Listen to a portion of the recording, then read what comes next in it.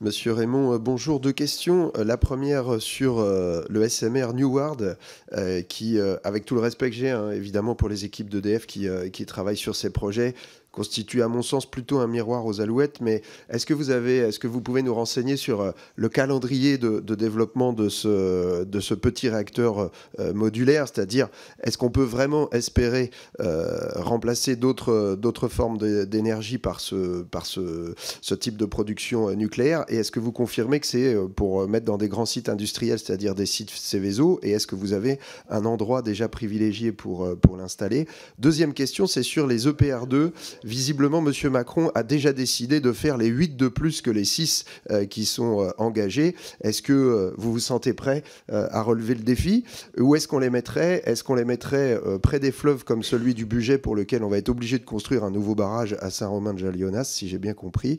Voilà, merci pour vos réponses. Merci. Monsieur Lenné, merci pour votre question sur les SMR.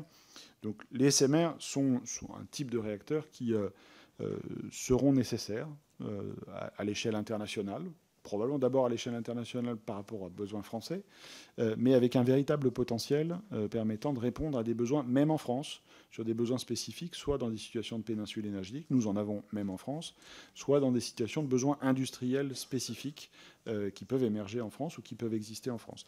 Nous avons un projet qui est le projet New World, dont le but est d'être prêt à construire en 2030.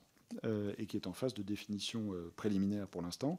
C'est un projet qui repose sur des technologies que nous connaissons, puisque c'est un réacteur à eau pressurisée selon la même technologie que celle des gros réacteurs, et nous sommes en train de le développer avec, je dois dire, un niveau de collaboration européenne qui est tout à fait exemplaire, puisque l'objectif, c'est d'avoir ce réacteur disponible, pas juste pour la France, mais pour d'autres marchés.